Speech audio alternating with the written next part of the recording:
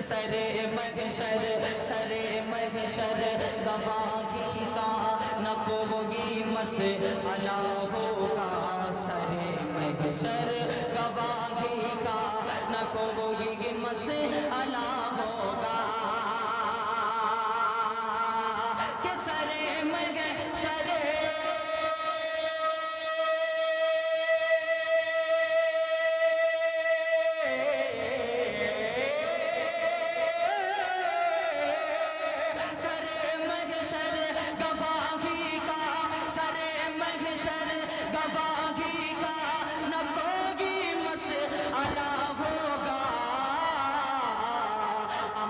کو سامنے رکھ کر سبھی کا فیصلہ ہوگا، عمل کو سامنے رکھ کر سبھی کا فیصلہ ہوگا۔ آئیے سامعین کرام، اس وقت ایک ایسے خطیب تک پہنچنے کی جسارت جرأت ہمت کر رہا ہوں جن کا بیان حقیقانہ، دلائل والدانہ، کلام فقیہانہ اور طرز دلبرانہ ہوتا ہے، جس کی تقریر قلوب کو آتش عشق سے لالہزار کرتی ہے، جس کا خطاب سامعینوں کے سر چل کر کے بولا کرتا ہے۔ آپ سمجھ گئے ہوں گے یہ نام کسی اور کا نہیں، جناب حضرت مولانا مفتی قمر الزمان صاحب قاسمی دامت برکاتہم العالیہ کا نام ہے۔ اس وقت میں حضرت سے بڑے احترام کے ساتھ درخواست گزار ہوں کہ حضرت تشریف لائے اور اپنے خطاب نایاب سے ہم سامعین کے قلوب کو مستفیض فرمائے۔ جناب حضرت مولانا مفتی قمر الزمان صاحب دامت برکاتہم۔ الذي تجلت آثار صفاته في السماوات والأرض وتطورت شيوعه في كل وقت وحين، ونشهد أن لا إله إلا الله وحده لا شريك له، ونشهد أن سيدنا ومولانا محمدا عبده ورسوله الذي هدانا إلى دين متين وأنقذنا من الكفر والضلال المبين، صلى الله تعالى عليه وعلى آله وأصحابه أجمعين الذين قاتلوا وقتلوا لإعلاء كلمة الدين، أما بعد فأعوذ بالله من الشيطان الرجيم، بسم الله الرحمن الرحيم،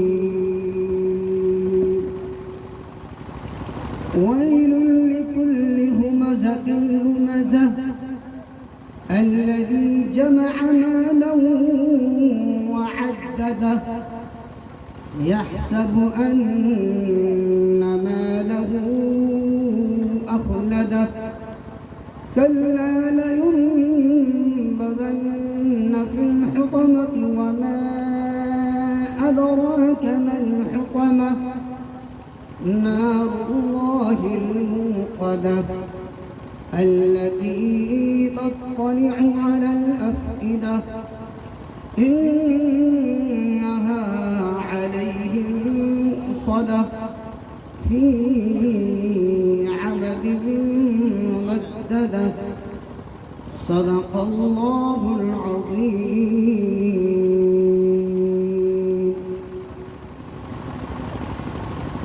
معزز سامعین، عزیز دوستو، اسٹیج پر بیٹھے ہوئے علماء کرام و شعراء اعظام اور باہر سے آئے ہوئے مہمانان اعظام، السلام علیکم ورحمۃ اللہ وبرکاتہ۔ رات طویل ہو چکی ہے، نیند گردش کر رہی ہے، آنکھیں بند ہو رہی ہے، ذہن بند ہو رہا ہے، طبیعت خشک ہو رہی ہے، کچھ سو رہے ہیں، کچھ جاگ رہے ہیں، ہر ایک کی خواہش ہے اسی طرح مجلس سے ہمیں نکلنے کا موقع مل جائے، ہم اپنے گھر کو چلے جائیں۔ میرے دوستو عزیزو، سب سے پہلے میں آپ حضرات سے یہ درخواست کروں گا کہ جب آپ نے پوری رات ابتدا تا انتہا شروع سے لے کر اخیر تک مقرروں کے بیانات، شاعروں کے اشعار اور قیمتی باتیں آپ سنتے رہے ہیں اور سن رہے ہیں، یہ آپ کی محنت ہے، کاوش ہے، جد و جہد ہے، واقعتاً یہ بڑی ہمت کی بات ہے۔ ابھی اسٹیج پر ہی میں سو رہا تھا، جوہر صاحب کی جوہری شاعری نے مجھے جگا دیا، تڑپا دیا، اپنے اشعار میں ایسی باتیں کی کہ واقعتاً دل کو جھنجھوڑ دیا۔ اللہ تعالیٰ ان کی عمر میں برکت عطا فرمائے۔ ہمارے جو علماء اعظام یہاں بیٹھے ہوئے ہیں، ان کا سایہ تادیر فرمائے۔ میرے دوستو، آپ سے یہ درخواست ہے کہ قریب آ جائیں، کیونکہ رات آخری ہے، قریب آنے کی کوشش کریں۔ جو ادھر ادھر بکھرے ہوئے ہیں تھوڑا اور قریب ہو جائے۔ میرے دوستو عزیزو، میں نے جو ابھی آپ کے سامنے قرآن کریم کی آیت مبارکہ، سورت مبارکہ تلاوت کی ہے، عام طور پر نمازوں میں ان سورتوں کی تلاوت کرتے ہیں، ہمہ شمہ ہر ایک تلاوت کرتا ہے، چاہے پڑھے لکھے ہوں یا غیر پڑھے لکھے ہوں، ہر ایک کسی نہ کسی درجے میں قرآن کریم کی یہ تلاوت کرتا ہے، اور اگر تلاوت نہیں کرتا تو نماز میں قرآن کریم کی ان آیتوں، ان سورتوں کو سنتا ہے اور غور سے سنتا ہے۔ میرے دوستو عزیزو، اللہ تعالیٰ نے قرآن کریم کی اس سورت میں، گرچہ ایک چھوٹی سورت ہے، اس چھوٹی سورت میں 4 خرابیوں کو بیان کیا ہے۔ یہ 4 خرابیاں ایک ایسی خرابی ہے، ایسی مہلک چیز ہے، ایسے تباہ کن چیزیں ہیں کہ جس سے انسان کی انسانیت برباد ہو جاتی ہے، انسانیت کا خاتمہ ہو جاتا ہے، آپس میں انتشار ہو جاتا ہے، بگاڑ پیدا ہو جاتا ہے، ماحول خراب ہو جاتا ہے، سازگار نہیں رہتا، پرامن کے بجائے، پرسکون کے بجائے ماحول کے اندر خطرات امڑتے رہتے ہیں، ماحول برا بن جاتا ہے۔ میرے دوستو، قرآن حکیم نے ہمیں اور آپ کو ان 4 خرابیوں پر متنبہ کیا ہے۔ اگر یہ 4 خرابیاں ہمہ شمہ پڑھے ان پڑھ عوام و خواص ہر ایک سے یہ زائل ہو جائے، دور ہو جائے، تو انشاءاللہ ہمارا معاشرہ پاک ہو جائے گا، صاف ستھرا ہو جائے گا، اور جو بگاڑ ہے اور سماج میں جو بگاڑ ہے، جو فسادات ہے، آپس کے فتنے ہیں، ریشہ دوانیاں ہیں، یہ ظلم و ستم کے بازار ہیں، یہ ساری چیزیں یکسر ختم ہو جائے گی۔ میرے دوستو، آپ کے سامنے ہم نے قرآن کریم کی آیت پڑھی ہے، وَيْلٌ لِكُلِّ ہُمَزَةٍ لُمَزَةٍ۔ یہ 2 لفظ، ایک ہمزہ اور ایک لومزہ، 2 چیزیں ہیں۔ یہ عام طور پر ہمزہ اور لومزہ کے تحت ان میں اکثر لوگ شامل ہیں، کسی نہ کسی درجے میں شامل ہیں۔ اللہ تعالیٰ قرآن حکیم میں ارشاد فرماتا ہے، وَيْلٌ لِكُلِّ ہُمَزَةٍ لُمَزَةٍ۔ تباہی ہے، بربادی ہے، خرابی ہے ان لوگوں کے لیے جو نکتہ چینی کرتے رہتے ہیں، ہو مزہ نکتہ چینی کرتے رہتے ہیں، لو مزہ جو عیب جوئی کرتے رہتے ہیں، عیب تلاش کرتے رہتے ہیں۔ یہ دو ایسی بیماریاں ہیں کہ جن بیماریوں کی وجہ سے پورا گھر، خاندان، فیملی سب کے سب خراب ہے، ماحول خراب ہے، تخریب کاری ہو رہی ہے اور ایک دوسرے میں بگاڑ چل رہا ہے۔ کیا ہے؟ عیب جوئی، نکتہ جوئی۔ گرچہ قرآن کریم کی یہ صورتیں محدثین کے نزدیک اور مفسرین کے نزدیک حضرت ابن عباس رضی اللہ تعالیٰ عنہ فرماتے ہیں کہ ہو مزہ سے مراد نکتہ چی جو لوگوں کو اشاروں میں طرح طرح کی باتیں کرتا رہتا ہے اور لوگوں کو برا بھلا کہتا رہتا ہے، چی بچبی کرتا رہتا ہے، آنکھوں اشاروں سے لوگوں کی بدگوئی کرتا رہتا ہے۔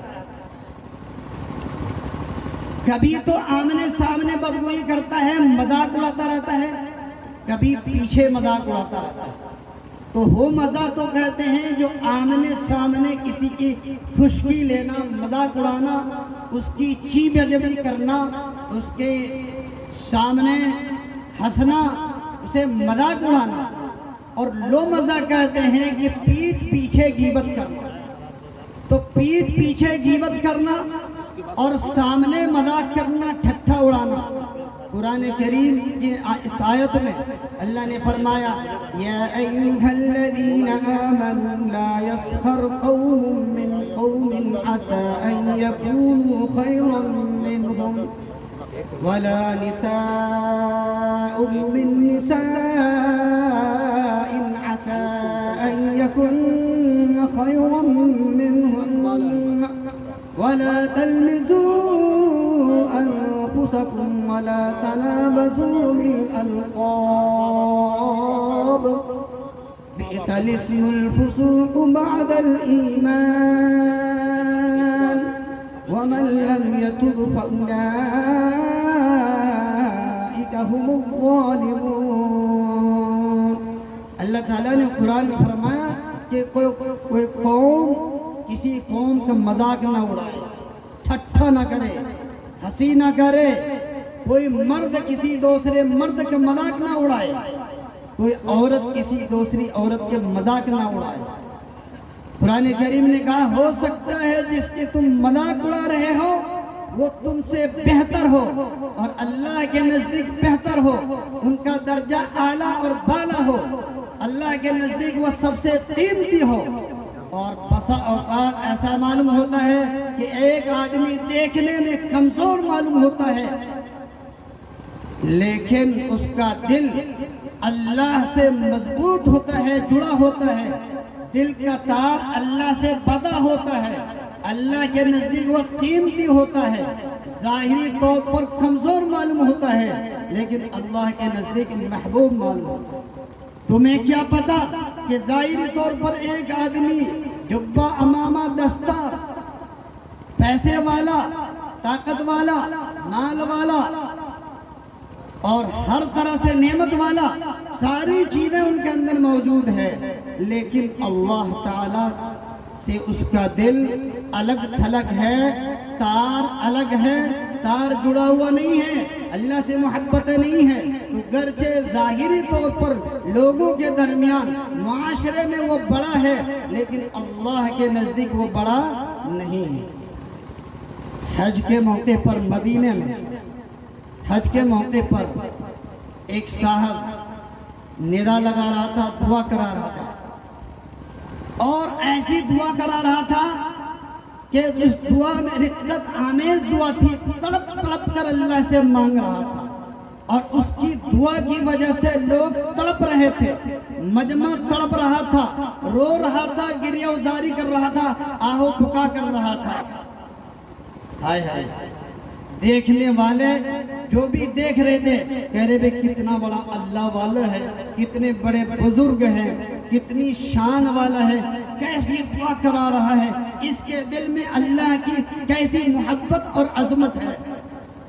हाय हाय, एक साहिब दिल, साहिब दिल, ये दिल बनाना पड़ता है अल्लाह के जिक्र से, अल्लाह के फिक्र से, अल्लाह की मोहब्बत से। इस दिल को सजाना पड़ता है, बसाना पड़ता है, अल्लाह की मोहब्बत लानी पड़ती है। जब इस दिल के चिराग रोशन होते हैं तो हदीस के अंदर इत्तकू फिरासतल मुमिन फइन्नहु यंजुरु बिनूरिल्लाह, मोमिन की फिरासत से बचो क्योंकि वो अल्लाह के नूर से देखता है। वो मुराकबा करता है तो दिलों पर तवज्जो हो जाती है, दिलों को झंझोड़ लेता है, दिलों के ऊपर निगाह डाल देता है, दिलों पर असर डाल देता है। ऐसे अल्लाह वाले चुनांचे एक अल्लाह वाले का गुजर हुआ। अल्लाह वाले ने देखा, हाय हाय, तो मुराकबा किया, मुहासबा किया। मुराकबा कहते हैं कि ज़हन के अंदर एक ख्याल तखय्युलात को लाना। तो बुजुर्गान दीन को चूँकि मश्क कराया जाता है, मेहनत कराई जाती है, वो मुराकबा करते हैं, मुहासबा करते हैं, अपने आमाल का जायजा लेते हैं। तो उन्होंने मुराकबा किया। मुराकबा करने के बाद उन्होंने बताया, ये आदमी जो अल्लाह अल्लाह कर रहा है, ये आदमी जो तड़प तड़प कर दुआएं कर रहा है, ज़ाहिरी तौर पर आंखें रो रही है, लेकिन दिल बिल्कुल अल्लाह की मोहब्बत से खाली है। दिल अल्लाह की मोहब्बत से खाली है, आंख से आंसू टपकना कोई जरूरी नहीं है। दिल अल्लाह की मोहब्बत से खाली है, दुआ करा रहा है, लोग रो रहे हैं, महफिल रो रही है, जमात रो रही है, लेकिन दिल अल्लाह की याद से क्या है? खाली है मेरे दोस्तों। हाय हाय, ये मुराकबा है, दिलों पर तवज्जो किया। इत्तेफाक से एक आदमी निदा लगा रहा था, ले लो भाई, कुछ चीज़ें बेच रहा था और निदा लगा रहा था, ले लो 50 रुपए किलो, 50 रुपए किलो, जो भी है उस वक्त के एतबार से। तो जोर जोर से निदा लगा रहा था। तो कहने वाले ने कहा, अरे हज के मैदान में, अरफात के मैदान में, जहाँ दुआएं कबूल होती है, अल्लाह की तजल्ली उतरती है, अल्लाह की रहमतें उतरती है, अल्लाह की बरकतों का नुज़ूल होता है, रहमतों का नुज़ूल होता है। वहाँ आदमी कैसा घटिया आदमी है, तिजारत कर रहा है और 50 रुपए किलो, 50 रुपए किलो कह रहा है। कैसा आदमी, अजीब आदमी। तो हर एक उन्हें बुरा कह रहा था, गलत कह रहा था, गलत समझ रहा था, गलत तस्वुर कर रहा था। तो अल्लाह वाले का गुजर हुआ। अल्लाह वाले ने कहा, मुहासबा करूं। देखो, मुहासबा और मुराकबा से क्या पता चलता है? मुहासबा किया, मुराकबा किया। मुराकबे से ये पता चला कि ये आदमी गर्चे 50 रुपए कह रहा है, 50 रुपए कह रहा है, लेकिन इसका दिल अल्लाह की मोहब्बत से खाली नहीं है। ये अल्लाह वाला है, इसका दिल हर वक्त अल्लाह अल्लाह कह रहा है। अल्लाह अल्लाह, इसका दिल हर वक्त अल्लाह अल्लाह कह रहा है। इसलिए हकीम अख्तर रहमतुल्लाह अलैह रहमतुन वासिआ, जो मुजद्दिद अब्दुल गनी फूलपुरी रहमतुल्लाह अलैह के खलीफे खास थे, उन्होंने अपनी किताब में लिखा है कि एक आदमी तस्बीह लेकर, तस्बीह के दाने लेकर बाजार में चलता है, अल्लाह अल्लाह कहता है, ला इलाहा इल्लल्लाह मुहम्मद रसूलुल्लाह, जिक्र करता रहता है, जिक्र करता हुआ चलता है। उसकी नीयत ये है, लोग तुम्हें बुजुर्ग कहेंगे, लोग तुम्हें अल्लाह वाला कहेंगे, लोग तुम्हें मुकर्रम कहेंगे, लोग तुम्हें हदिया देंगे, लोग तुम्हें इज्जत करेंगे, लोग तुमसे मोहब्बत करेंगे।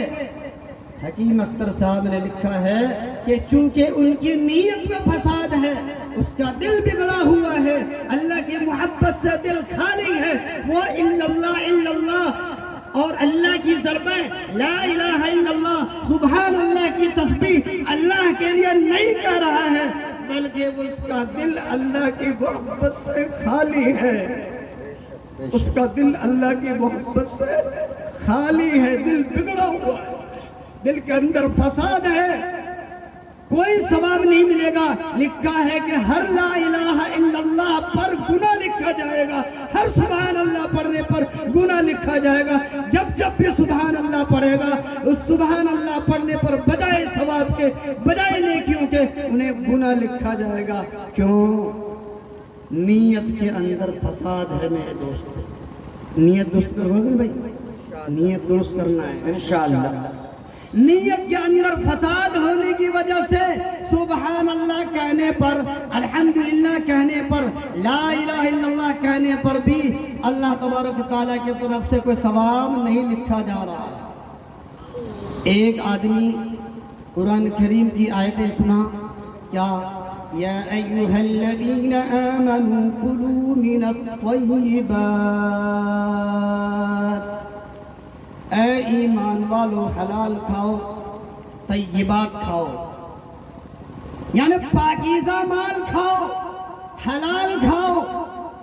کسی دوسرے کے مال کی طرف نظر نہ رکھو، بلکہ ہمت اور افزائش سے، محبت سے اور کمائی سے، گٹوں کی کمائی سے کھاؤ اور اپنے بچوں کو کھلاؤ۔ سننے کے بعد انہوں نے امرود خریدا، ٹھیلے پر بہت سارے امرود رکھا۔ ابھی انگور کا زمانہ چل رہا ہے، انگور رکھا ٹھیلے پر، اور حکیم اختر صاحب نے لکھا ہے کہ ٹھیلے پر امرود والا کہتا ہے لے لو امرود، لے لو امرود، 50 روپے کلو امرود، 50 روپے کلو امرود، 50 روپے کلو امرود۔ وہ ندا لگا رہا ہے، اس کی نیت یہ ہے، خالص یہ ہے کہ اللہ میں پاکیزہ حلال کھانا چاہتا ہوں، عمدہ کھانا چاہتا ہوں، ملاوٹ نہیں۔ جس کھانے سے تم ناراض ہو وہ کھانا نہیں کھانا چاہتا، اس کھانے کو کھانا چاہتا ہوں جس سے آپ راضی ہو۔ میرے دوستوں عزیزوں، حکیم اختر صاحب لکھتے ہیں کہ ہر مرتبہ امرود کہنے پر انہیں سبحان اللہ کہنے کا ثواب ملے گا، انہیں ثواب ملے گا، انہیں فائدہ ہوگا۔ کیوں ندا لگا رہا ہے؟ صرف اس لیے حلال کمائی کے لیے ندا لگا رہا ہے، حلال کمائی کے لیے آواز لگا رہا ہے۔ تو حلال کمائی کے لیے آواز لگانے والا گرج اگر 50 روپے کلو امرود، 50 روپے کلو امرود، اس کی نیتیں سچی ہے، اس کی نیتیں اچھی ہے کہ ہم حلال طریقے پر کما کر اپنے بچوں کو کھلائیں گے، پرورش کریں گے، تو اس کی نیت کے صاف ہونے کی وجہ سے، واضح ہونے کی وجہ سے، پاک ہونے کی وجہ سے اللہ تبارک و تعالیٰ کی طرف سے ثواب لکھا جاتا ہے۔ میرے دوستو، آج یہ بگاڑ، نکتہ چی، ایک دوسرے کی عیب جوئی اور ایک دوسرے کی بدگوئی اس طرح زیادہ رواج پا چکا ہے کہ ہر ایک اپنے آپ کو بڑا سمجھنے لگا ہے، اور ہر ایک کو بڑا سمجھنا یہ تکبر اور تعلی کی علامت ہے، بڑکپن کی علامت ہے۔ کوئی بڑا نہیں ہے، اللہ کی ذات بڑی ہے، اللہ بڑا ہے، ہم بڑے نہیں۔ کون بڑا ہے؟ اللہ کی ذات بڑی ہے، اللہ بڑا ہے، اللہ کی ذات بڑی ہے، اللہ بڑا ہے، اور کوئی بڑا نہیں ہو سکتا۔ میرے دوستو، یہ ایسی بری خصلت ہے، ایسی بری خصلت ہے کہ اگر کسی کے اندر چغل خوری کی عادت ہو گئی ہے تو اس چغل خوری کی عادت سے پورا معاشرہ، پورا خاندان، پوری فیملی، پورا علاقہ برباد ہو سکتا ہے، دنیا برباد ہو سکتی ہے، کیونکہ ایک چھوٹی سی چیز نہیں ہے، یہ سب سے بڑی برائی ہے جو انسانیت کو تباہ و برباد کر دیتی ہے، ہلاک کر دیتی ہے، اور اس ہلاکت کی وجہ سے پورا معاشرہ بگڑتا ہوا نظر آ رہا ہے۔ ایک چھوٹا سا قصہ بتا دوں، میں اس کتاب کو پڑھاتا ہوں، نفحۃ الادب۔ نفحۃ الادب ایک کتاب ہے مولانا وحید السماء قیرانوی رحمۃ اللہ علیہ کی، کچھ عربی درجات مجھ سے متعلق ہیں، تو اس میں ایک واقعہ لکھا ہے۔ واقعہ یہ لکھا ہے کہ ایک پہلے زمانے میں عام طور پر ہوتا کیا تھا کہ انسان بکا کرتے تھے۔ آج منڈی میں جس طرح سبزیاں فروخت ہوتی ہے، چیزیں فروخت ہوتی ہے، سامان فروخت ہوتا ہے، اسی طریقے سے اس زمانے میں انسان بکا کرتا تھا اور غلام بکا کرتے تھے، बांदियां बिका करती थी, औरतें बिका करती थी, औरतों की मंडी लगती थी, मर्दों की मंडी लगती थी, मर्दों को औरतों को बेचा जाता था, उनको बांदी कहा जाता था। और इसी तरह मर्द में जो गुलाम होता था उसको गुलाम कहा जाता था। चुनांचे एक आदमी अपने गुलाम को लेकर बाजार में गया, कहाँ? इंसानों की मंडी में, बेचने वाली मंडी में, जहाँ खरीदो फरोख्त होता है। उस मंडी में जाकर निदा लगाया कि भाई ये मेरा गुलाम है, साफ सुथरा गुलाम है, इसमें कोई ऐब नहीं है सिवाय एक ऐब है, इसमें कोई ऐब नहीं है सिवाय एक ऐब के, बहुत अच्छा गुलाम है। खरीदने वाला आया, हर एक लोग आए, दाम लगाया, सबने अपना अपना जो भी दाम लगाना था लगाया, कीमत लगाई। एक साहब ने खरीदना चाहा, कहा भाई इसमें कोई ऐब भी है? कहा एक ऐब भी नहीं है, इसमें एक ही ऐब है। यूं तो हर इंसान के अंदर ऐब होता है, ये हमारा गुलाम है, इसके अंदर सिर्फ एक ही ऐब है। कहा क्या ऐब है? कहा भाई चुगलखोरी की ऐब है। किसकी? चुगलखोरी की ऐब है। कहा बस इतनी सी बात। जैसे आज के जमाने में इसको कोई बुराई नहीं समझा जाता और इसको कोई बड़ी चीज नहीं समझी जाती, तो क्या ये बस छोटी सी बात है, इतनी सी बड़ी बात है, कोई बड़ी बात नहीं, मैं खरीदता हूँ गुलाम, जितने पैसे बताओ कितने में दोगे। बहरहाल बाय और मबी के दरमियान, यानी खरीद फरोख्त करने वाले के दरमियान मामला तय हो गया और गुलाम को खरीद कर घर लाया गया। गुलाम खरीद कर जैसे ही घर लाया, अभी 1-2 दिन हुआ था, 2-3 दिन हुए थे, गुलाम की आदत थी चुगलखोरी की, ऐब जोई की, फितना जोई की, एक दूसरे की ऐब तलाश करने की आदत थी। उसने शौहर से कहा एक बात बताऊं? कहा क्या है?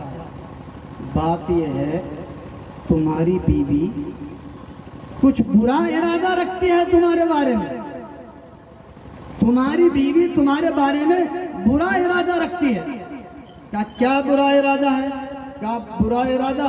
अभी पता चल जाएगा, अभी कुछ ही दिनों में, कल परसों पता चल जाएगा। वो तुम्हारे गले को काटने के चक्कर में है,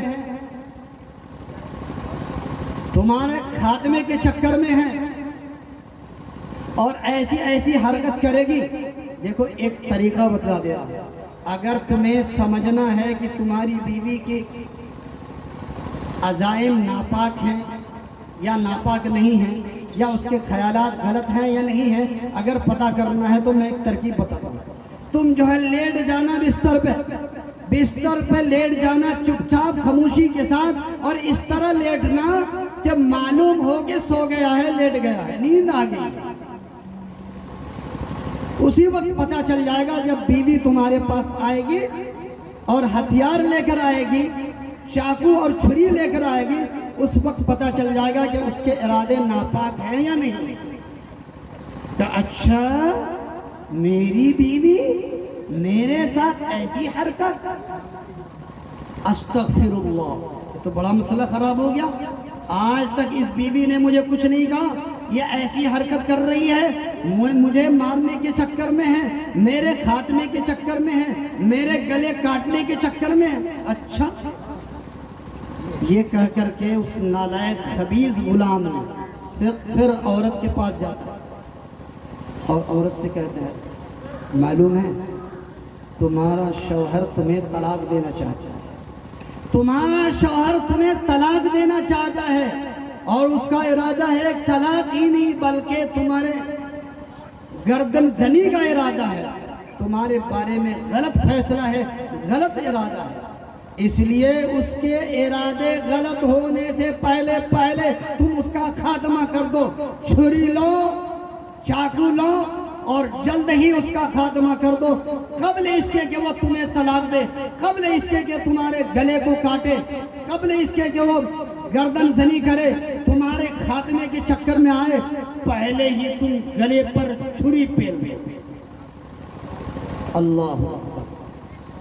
अब यह कहना जैसे ही, क्योंकि औरत तो औरत होती है, आग बगोला हो गई, کہنے لگا اچھا میرے بارے میں میرے شوہر کا یہ ہوا، میں کسی کمتر گھٹیا گھرانے کی نہیں ہوں، کمتر گھرانے کی میں فیملی نہیں ہوں، کمتر گھرانے کی میں خاندان کی لڑکی نہیں ہوں، کیا کر لے گا جو ابھی بتاتا ہوں میں اس کو ابھی خاتمہ کروں گی۔ چنانچہ چھری لی، چاقو لی اور چھری لے کر جیسے ہی اس کا شوہر لیٹا ہوا تھا اور اپنی آنکھیں بند کر رکھا تھا، قریب گیا، داڑھی پکڑی اور اب امید ہے کہ گلے پر چھری چلائے، چونکہ غلام نے پہلے ہی بتا دیا تھا کہ تمہاری بیوی کی حرکتیں ایسی ہونے والی ہیں، تمہارے ساتھ برا فعل ہونے والا ہے، برا کرتوت ہونے والا ہے، اس لیے اس برے کرتوت سے آگاہ رہنا، ایسا نہیں کہ بالکل سو جاؤں۔ چنانچہ دیکھا آؤ نہ تاؤ، اس نے اپنی بیوی کو لگا دیا گھاؤ، اس نے اپنے بیوی پر ضربکاری لگا دی، چھری پکڑی چھینی اور چھینتے ہی اپنے بیوی کو قتل کر دیا۔ بیوی کو قتل کرنا تھا کہ بیوی کے گھر والے آئے، بھائی آئے، خاندان کے لوگ آئے، خاندان کے لوگ نے اس شوہر کو قتل کر دیا، شوہر کے گھر والے آئے، خاندان والے آئے، اس نے بیوی کے دوسرے فرد کو قتل کر دیا، بیوی کے دوسرے فرد نے تیسرے کو قتل کیا، تیسرے نے چوتھے کو قتل کیا، چوتھے نے پانچویں کو قتل کر دیا، ایک خاندان سے دو خاندان، دو خاندان سے پورا معاشرہ، پورا علاقہ بگڑا، کورٹ کچہری ہوئی، عدالت ہوئی، محکمہ ہوا، پیسے برباد ہوئے، ساری چیزیں برباد ہوئی، ساری چیزیں برباد ہوئی۔ کیا ہوا میرے دوستو، کیا ہوا؟ ارے اگر کوئی گناہگار ہے، ہزاروں گناہ ہے، لاکھوں گناہ ہے، کروڑوں گناہ ہے، گناہ بے شک ہے، لیکن اگر کسی کے اندر عیب جوئی کی عادت ہے، کسی کے اندر برائی کی عادت ہے اور کسی کے اندر چغل خوری کی عادت ہے، تو قرآن کریم نے بڑا نقشہ کھینچا ہے، زبردست نقشہ کھینچا ہے قرآن کریم، جو ابھی آگے بتانے والا ہوں کہ ان لوگوں کو کیا حشر ہوگا جو قرآن کریم عذاب دے گا، کہ پورے خاندان کو برباد کر دیتا ہے، پورے علاقے کو برباد کر دیتا ہے۔ اسی لیے رسول اللہ صلی اللہ علیہ وسلم کے دور میں جمیل ابن عامر، اسی طرح رسول اللہ صلی اللہ علیہ وسلم کے دور میں ولید بن مغیرہ، امیہ بن خلف، یہ نالائق سب سے زیادہ چیبی چبی رسول اللہ صلی اللہ علیہ وسلم کا مخالف تھا۔ ایک بات یاد رکھیو، یہاں علماء کرام موجود ہیں، آپ کتابوں کو پڑھتے ہیں، سیرت کا مطالعہ کرتے ہیں، آپ شاعر صاحب ہمیشہ یہ کہتے ہیں رسول اللہ صلی اللہ علیہ وسلم نرم ہوتے، نرم دل تھے، نرم طبیعت تھی، نرم انسان تھے، آپ نے کسی کے لیے بددعائیں نہیں کی، اپنے دشمن کے لیے بھی بددعائیں نہیں کی۔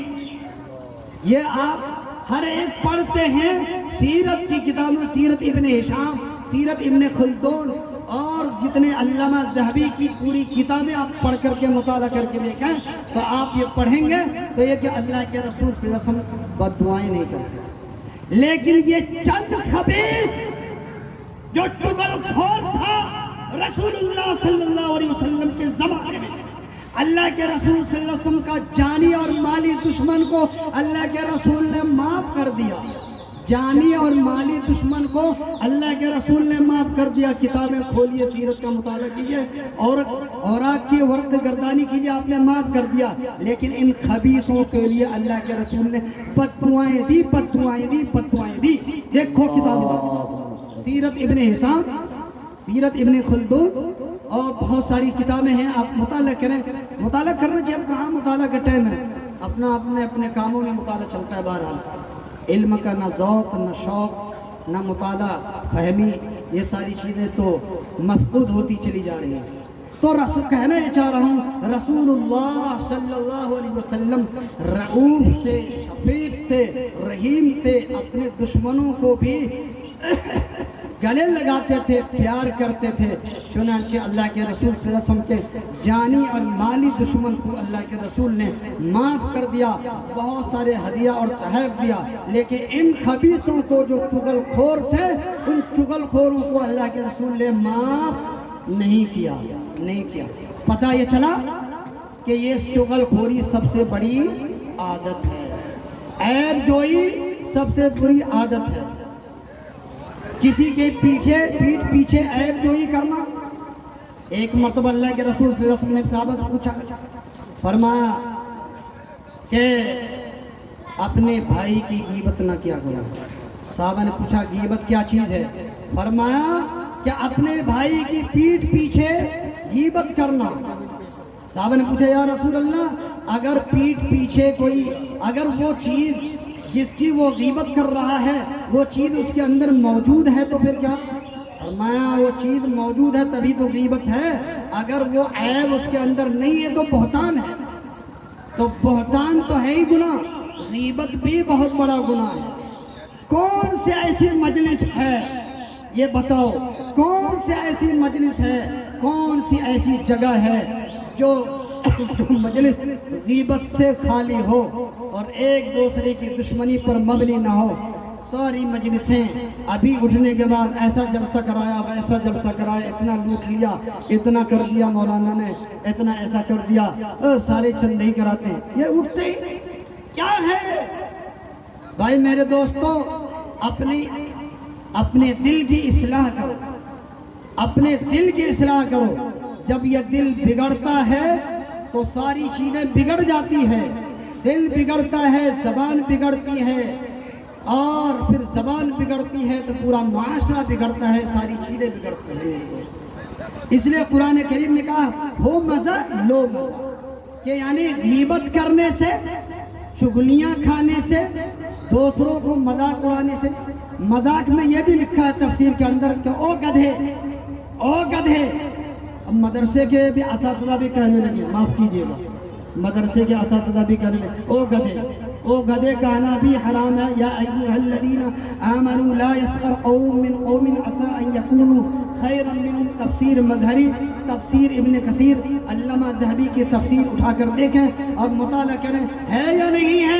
یا ایھا الذین آمنوا لا یسخر، او گدھے، کسی کو کہنا او گدھے، کسی کو کہنا او سور، کسی کو کہنا او لنگڑے، کسی کو کہنا او اندھے، او کسی کو او کانے، او کسی کہنا او گونگے۔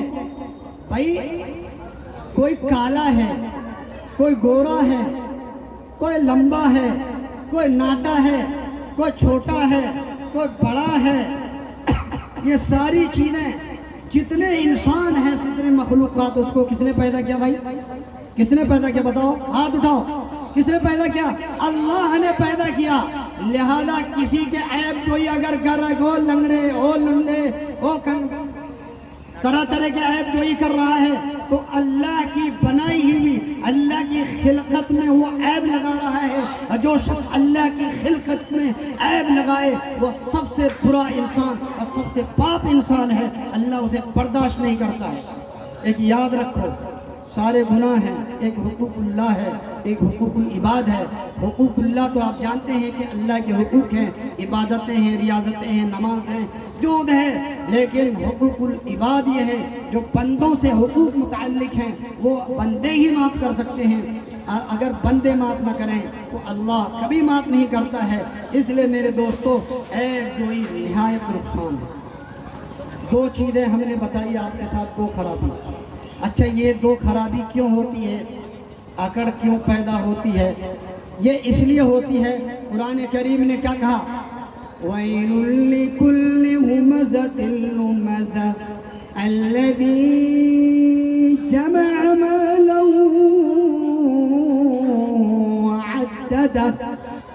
یہ خرابی وہ اس لیے ہوتی ہے کہ مال جمع کر رکھا ہے، مال جمع کر رکھا ہے، وعددہ اور گن گن کر رکھتا ہے، خوب مال کماتا ہے، پیسے کماتا ہے، اور وہ پیسے اور مال صرف اس لیے کہ دوسروں کو دکھاوا کرے، تعلی کرے، کبر کرے، بڑائی کا اظہار کرے۔ بڑائی کے اظہار کے لیے बड़कपन के लिए, तकब्बुर के लिए माल कमाता है और माल को जमा करता है और दूसरों को घटिया नजर से देखता है, दूसरों को कमतर और जलील और कमीना समझता है, इसलिए वो माल कमा रहा है। अल्लज़ी जमअ मालन अद्दा, माल जमा भी करता है और गिन गिन के रखता भी है। उसी को अल्लाह ताला ने कहा ये सबसे बड़ा बखील है। अल्लज़ी जमअ मालन वअद्दा, माल जमा करने की चीज नहीं है, माल तो खर्च करने की चीज है। किस चीज की है भाई? माल जमा करने की चीज नहीं है, माल खर्च करने की चीज है। मैं आपको एक छोटा सा बात ये बताऊं, आप हजरात ये समझते होंगे सैयद अब्दुल कादिर जीलानी रहमतुल्लाह अलैह के नामी इसमें गिरामी आपने सुना? अब्दुल कादिर जीलानी रहमतुल्लाह अलैह आप सिर्फ इतना जानते हैं तारीख के हवाले से, ज्यादातर लोग जानते हैं कि अब्दुल कादिर जीलानी पीराने पीर थे, बहुत बड़े बुजुर्ग थे, अल्लाह वाले थे।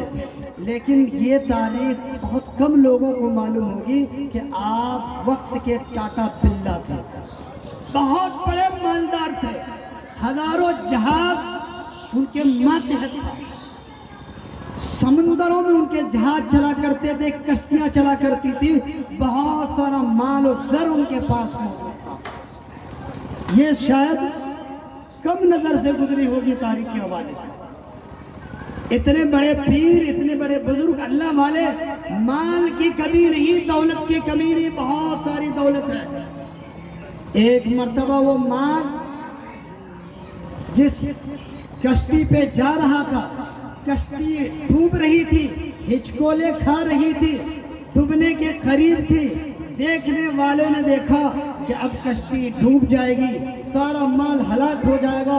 अब हलाकत की वजह से हजरत पीर साहब को बहुत बड़ा नुकसान होगा, बहुत बड़ी परेशानी होगी। इस परेशानी की वजह से लोगों ने आकर हजरत अब्दुल कादिर जीलानी रहमतुल्लाह अलैह के पास आया और ये खबर दी। निहायत ही अफसोस के साथ ये बात कहता हूँ हजरत कि आपका जहाज गर्क आलूद हो गया, सामान डूब गया, सारी चीजें डूबने के करीब हो गई। अब क्या होगा, अब क्या होगा? माल तो जा रहा है। जवाब सुनो, जवाब सुनो। अब्दुल कादिर जीलानी रहमतुल्लाह अलैह, अब्दुल कादिर जीलानी रहमतुल्लाह अलैह ने फरमाया, हंसते हुए, मुस्कुराते हुए, तबस्सुम करते हुए, अल्हम्दुलिल्लाह, अल्लाह। हालांकि हमारी घड़ी गुम हो जाएगी, कलम गुम हो जाएगा, शायद साहब के चश्मे गुम हो जाए, किसी के चप्पल गुम हो जाती, हो सकता है कि जलसे में चप्पल गुम हो जाते हैं हमको, या कोई चीज़ गुम हो जाती है, माल गुम हो जाता है, मफकूद हो जाता है, तो तबीयत को मलाल आता है, रंज होता है, कबीदा खातिर होता है, आदमी अफसोस करता है क्या करें कैसे करें, बहुत परेशान होता है आदमी, होता है ना परेशान। लेकिन अब्दुल कादिर जीलानी रहमतुल्लाह अलैह ने क्या कहा? अल्हम्दुलिल्लाह। कुछ देर के बाद, 2-3 दिन के बाद किसी ने आगे खबर दी, हजरत एक बात बताऊं? तो क्या कि हजरत वो जो कश्ती डूब रही थी जिसमें बहुत सारे माल थे और बहुत सारी चीज़ें थी, वो डूबने से बच गई, डूबी नहीं, गर्क आलूद नहीं हुई, गर्क के करीब थी, डूबने के करीब थी, लेकिन वो बच गई। तो आपने कहा अल्हम्दुलिल्लाह, क्या फरमाया? अब एक जगह तो खुशी का मकाम है, एक जगह इन्ना लिल्लाह का मकाम है। अगर कोई चीज गुम हो जाए तो क्या पढ़ा जाता है? इन्ना लिल्लाह, इन्ना लिल्लाहि व इन्ना। और अगर कोई चीज मिल जाए तो हम कहते हैं अल्हम्दुलिल्लाह। लेकिन हजरत जी पढ़ रहे हैं दोनों सूरत में, दोनों हालत में पढ़े हैं अल्हम्दुलिल्लाह। किसी ने कहा हजरत ये क्या बात है, समझ में नहीं आई। फरमाया माल दौलत सब कुछ है, ये माल एक ऐसी चीज है जो जाने वाली है और आने वाली है। जब ये ऐसी चीज है जो जा रही थी तब पर भी मुझे कोई गम नहीं था, और जब ये माल वापस आ गया تب پر بھی مجھے کوئی خوشی نہیں ہے، کیونکہ مال نہ خوشی کی چیز ہے، نہ مال کبھی غم کی چیز ہے، کیونکہ وہ آنے والی چیز ہے اور یہ جانے والی چیز ہے۔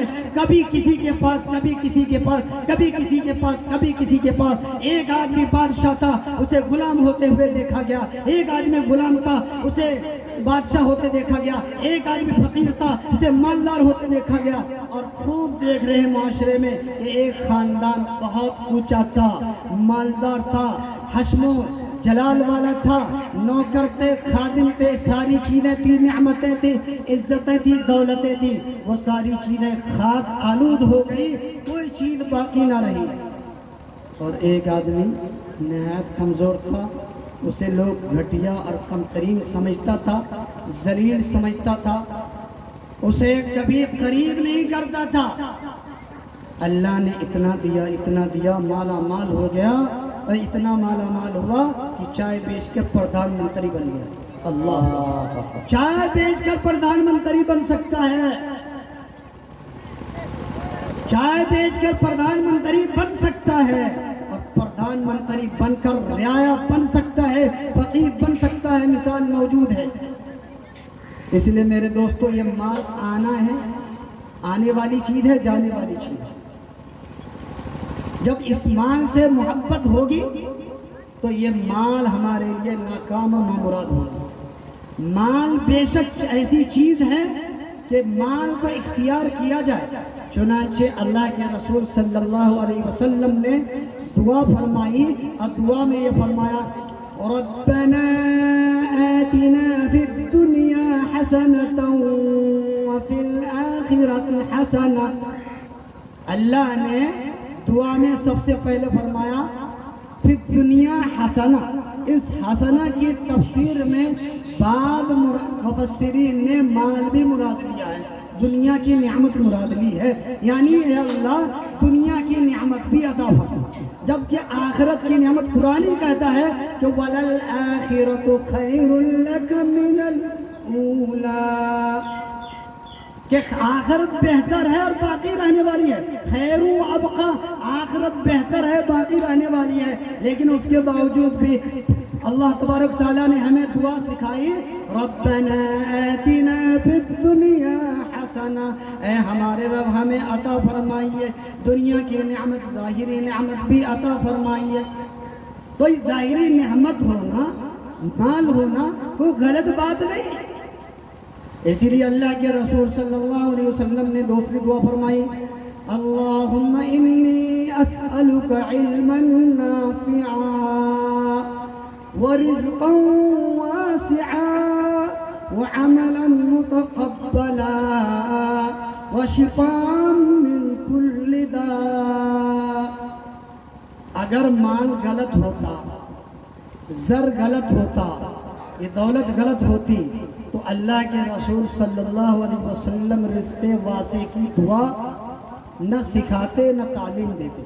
پتہ چلا یہ ضرورت کی چیز ہے، یہ ضرورت کی چیز ہے۔ الضرورت تتقدر بقدر الضرورت، ضرورت کے بقدر پوری ہو جاتی ہے، پوری کرنی چاہیے۔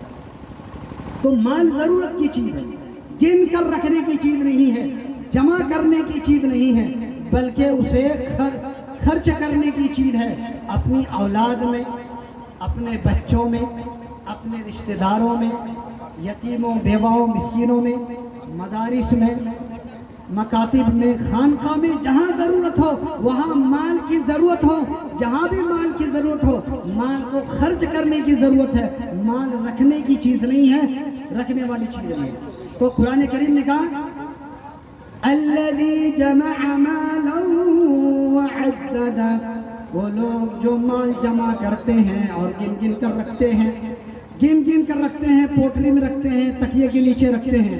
ایک مولانا سے میری بات ہوئی، بھائی میں بچپن سے، کیونکہ کچھ زبان سے خلطے مبحث ہو جائے تو معاف کرنا، کیونکہ بچپن سے ہی میں میرٹھ رہتا ہے، گرچہ رہنے والا آپ کے قریب پڑوس کا ہوں، لیکن بچپن سے ہی میں جو ہے وہی ہماری زندگی گزر رہی ہے، اور اب بھی گزر رہی ہے۔ خانقاہ جامعہ اشرفیہ دیوبند، جامعہ اشرفیہ تھانہ بھون میں رہتا ہوں۔ بہرحال وہ بات یہ چل رہی تھی کہ یہ مال اللہ تعالیٰ نے دیا ہے. تو یہ مال کیسے پتہ چلا کہ مال ہے یا نہیں ہے؟ تو ایک مرتبہ بہار میں سفر ہوا. ایک صاحب کہنے لگے مفتی صاحب، میں نے کہا یار ہمارے بہار کے لوگ کمزور ہوتے ہیں، غریب ہوتے ہیں، اور ان کے پاس بیچارے کے پاس اتنا مال نہیں ہوتا کہ مدارس میں غریبوں، یتیموں، مسکینوں میں یہ خرچ کر سکیں، تو یہ بیچارے کمزور ہوتے ہیں. تو مولانا تھے، وہ کہنے لگے ارے مفتی صاحب تمہیں بہار کے بارے میں کیا پتا؟ میں نے کہا کیا بتا؟ کہا اگر تمہیں معلوم کرنا ہے کہ کس کس کے پاس پیسے ہیں، وہ کہہ دو کہ ہماری زمین بک رہی ہے، ہمارے گھر کی زمین بک رہی ہے، اور ہمارا مکان بک رہا ہے، اور یہ مکان میں اتنے میں دینا چاہتا ہوں. دیکھو رات میں اعلان کرو، صبح پیسے لے کر 10 لاکھ 20 لاکھ 5 لاکھ 4 لاکھ جو بھی ہے، اب زمین کی قیمت لگا رہے ہوں، اس قیمت لگانے والے 10 افراد صبح اٹھ کر آپ کے پاس نہ آ جائے تو کہنا کہ بہار والے کے پاس پیسے ہیں یا نہیں ہیں، بینک میں ہے یا نہیں ہے، تکیے کے اندر دبے ہوئے ہیں یا نہیں ہیں، بٹوے کے اندر دبے ہوئے ہیں یا نہیں ہیں. یہ اور بات ہے کہ خرچ نہ کرے تو دوسرا کوئی اور خرچ کرے گا. ڈی ایم کے پاس جاوے گا، پولیس کے پاس جاوے گا، تھانہ کے پاس جاوے گا، وکیل وکلا کے پاس جاوے گا، عدالت کے پاس جاوے گا، ڈاکٹر کے پاس جائے گا، کسی اور کے پاس جائے گا، لیکن جانا ہے کیونکہ مال خرچ کے لیے آیا ہے، خرچ ہونا ہے. تو حضرت نے فرمایا کہ اگر آپ کو سچ مچ بہار کے بارے میں دیکھنا ہے تو زمین کے بارے میں آپ اعلان کر دیں. رات میں صبح آپ کو پتہ چلے گا یہ کتنے غریب ہیں، کتنے امیر ہیں. حقیقت یہی ہے کہ بھائی ہر ایک کے پاس پیسے ہیں، لیکن جس طرح میں تھانہ بھون، میرٹھ کی سرزمین، مظفر کی سرزمین میں رہتا ہوں، وہاں کے لوگوں کو دیکھتا ہوں، 10-20 آدمی بھی مل کر کئی ہزار روپے مدرسے کو فراہم کرتے ہیں اور مدرسے کے سالانہ خرچ دیتے ہیں. وہ سالانہ خرچ جس طرح وہ تقسیم کرتے ہیں، دیتے ہیں، اللہ بھی انہیں خوب دیتا ہے، خوب عطا کرتا ہے، خوب عطا کرتا ہے، لیکن ہم اور آپ نہیں دیتے. اس لیے اللہ بھی ہمیں روک لیتا ہے. جب مال کو خرچ کیا جائے گا تو اللہ اسے دے گا، اور مال کو خرچ نہیں کیا جائے گا تو اللہ نہیں دے گا. تو الذی جمع مالہ وعددہ، آگے فرمایا اللہ یحسب ان مالہ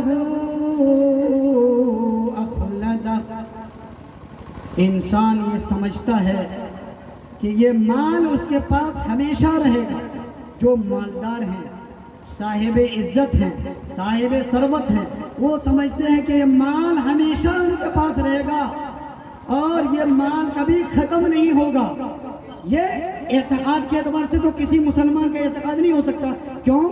ہو بھی جاتا، میں کہتا ہوں ہو بھی جاتا، مسلمان کا بھی ہوتا، کافر کا تو خیر ہو ہی جاتا ہے، لیکن مسلمان کا بھی ہوتا. لیکن ہر ایک دیکھ رہے ہیں کہ کل مسجد میں اعلان ہوا تھا فلاں کا انتقال ہو گیا، انا للہ و انا الیہ راجعون، ظہر کے بعد اس کی نماز جنازہ پڑھی جائے گی. کل اس کے بارے میں سنا، فلاں گاؤں میں یہ سنا، فلاں گاؤں میں یہ سنا، فلاں جگہ جنازے کی نماز سنا. تو ہر ایک بڑے ہو یا چھوٹے ہو، بادشاہ ہو، امیر ہو، غریب ہو، فقیر ہو، روزانہ یہ سنتا ہوا نظر آ رہا ہے کہ بھائی مرنا ہے، اور دیکھتا ہے مر بھی جاتا ہے. اس لیے عقیدہ تو نہیں بن سکتا، لیکن عملی اعتبار سے یہ گمان ہی کرتا ہے. اچھا یہ آیت کریمہ، اور میں نے 4 نالائق کے بارے میں بتایا تھا کہ وہ 4 نالائق کے بارے میں اتری ہے، لیکن قرآن کریم کی جو آیتیں اور صورتیں ہوتی ہے وہ اس کے اندر عموم ہوتا ہے. اس میں پورے دنیا کے لیے ایک نصیحت کی بات ہوتی ہے. تو یحسب ان مالہ اخلدہ، وہ یہ سمجھتا ہے کہ مال اس کے پاس ہمیشہ رہے گا. کیا سمجھتا ہے؟ کہ مال اس کے پاس ہمیشہ رہے گا، مال کبھی ختم ہی نہیں ہوگا. یعنی عمل کے اعتبار سے کوئی اس کے پاس جائے، مال والا، مدرسے والا، کوئی غریب، کوئی مسکین، کوئی فقیر، کوئی کمزور، تو وہ ٹھکرا دیتا ہے اور اسے دھتکار دیتا ہے. قرآن کریم نے کہا وَأَمَّا السَّائِلَ فَلَا تَنْهَرْ، مانگنے والے کو جھڑکا نہ کرو، مانگنے والے کو جھڑکا نہ کرو. जो तुम्हारे दरवाजे पर आ रहा है आस लगा कर आ रहा है, उम्मीद लगा कर आ रहा है, झड़का ना करो। कहीं ऐसा ना हो कि तुम आज मालदार हो, कल तुम गरीब हो जाओ और तुम मांगने पर मजबूर हो जाओ। मैं आपको एक छोटा सा वाकया इसकी तरफ भी इशारा करता हूँ। एक आदमी था, एक साइल, एक फकीर मांगने के लिए एक दरवाजे पे पहुंचा। जैसे ही दरवाजे पे पहुंचा, शौहर ने अपने बीवी से कहा, अरे ऐसे भगाओ से नालायक को, आ जाता दरवाजे पे खाम खा के वक्त बर्बाद कर रहा, भगाओ इसे कुछ नहीं देना। फिर वो साइल चला गया। ये आदमी कुछ दिन जिंदगी बसर करता रहा। एक मुद्दत हुई, मुद्दत के बाद ये आदमी गरीब बन गया और इतना गरीब बना, इतना कमजोर हुआ कि खाने पीने से बिल्कुल अलग हो गया। बीवी को तलाक देने के बजाय बीवी तलाक देने लगी। बीवी को तलाक देने के बजाय बीवी ही तलाक देने लगी। बीवी भी तलाक दे रही है, तरीका होता है। तो बीवी तलाक देने लगी और कहने लगी तुम्हारे घर में नहीं रहूंगी जब तक तुम्हारे यहाँ खाना पीना ओढ़ना बिछोना था, घर था, मकान था। चूंकि उसका मकान भी बिक चुका था, घर भी बिक चुका था, सारी चीजें खत्म हो चुकी थी, मायूस हो चुका था, तो बीवी ने तलाक दे दी और कहा कि मैं तो तुमसे आजाद होती हूँ। खैर कुछ दिनों के बाद उस औरत का निकाह किसी दूसरे मर्द से हो जाता है। दूसरे मर्द से निकाह हो गया, जिंदगी बसर होने लगी, मियाँ बीवी खुशी से रहने लगे। एकदम दरवाजे पर एक निदा लगाने वाला साइल आया, कहा दे दो अल्लाह के नाम पर, कुछ दे दो, अगर तुम्हारे पास मौजूद है तो दे दो अल्लाह के नाम पर। वो आदमी अपने बीवी से कहा जाओ कुछ ले करके फला आदमी के पास इतने रकम, इतने पैसे ले जाकर उस बेचारे निदा लगाने वाले साइल को दे दो। वो बेचारे मायूस ना हो, मजबूर है बेचारा, दरवाजे पर आया, उसे दे दो, देकर खुश करके जाओ, नाराज होकर ना जाओ। बीवी चंद दराहिम लेकर, पैसे लेकर अपनी मुट्ठी में जैसे ही बाहर निकली, बाहर निकलते देखती क्या है कि वही शौहर है जिस शौहर से पहले वो तलाक लेना चाह रही थी, और जिस शौहर ने उस साइल को धुतकारा था वही शौहर है जो निदा लगा रहा है कि दे दो अल्लाह के नाम पे। वो इतना गरीब हो चुका था, इतना कमजोर और बेबस हो चुका था, इस तरह फकीर हो चुका था कि मांगने पर मजबूर हो गया था और निदा लगा रहा था। तो बीवी पहचान गई कि यही मेरा पहला शौहर है, जिसके साथ मैं निबाह कर रही थी, मैं वक्त गुजार रही थी, हंसी खुशी वक्त गुजार रही थी, लेकिन इन पर आफतें आन पड़ी, रोने लगी, रोती रही, बिलखती रही, रोते हुए अपने शौहर के पास आई। शौहर ने कहा क्या बात है, मैंने तुम्हें चंद दराहिम दिए हैं, चंद पैसे दिए हैं, उन पैसों को मैंने उस गरीब बेचारे के लिए दिया था, तो तुम्हें खुश होना चाहिए, तुम रो क्यों रही हो, क्या बात है? बीवी कहने लगी ये वही मेरा पहला शौहर है, ये वही मेरा पहला शौहर है, जिस शौहर को तुमने जिस शौहर ने तुम्हें धुतकारा था, तुम उस वक्त फकीर थे, तुम उस वक्त साइल थे, तुम उस वक्त कमजोर थे, तुम मेरे दरवाजे पर आए थे, तो तुम्हें इस शौहर ने धुतकार दिया था, तो इसके धुतकारने की वजह से अल्लाह ने तुम्हें अमीर और मालदार बना दिया, साहिब सरवत और दौलतमंद बना दिया, और इस मालदार को कमजोर और कमतर और घटिया बना दिया, और ऐसा बेचारा बेसहारा बना दिया कि दर दर की ठोकरें खा रहा है, एक दूसरे के दरवाजे पर जा। तो भाई अल्लाह देना जानता है, तो अल्लाह देना जानता है, तो भाई अल्लाह लेना भी जानता है।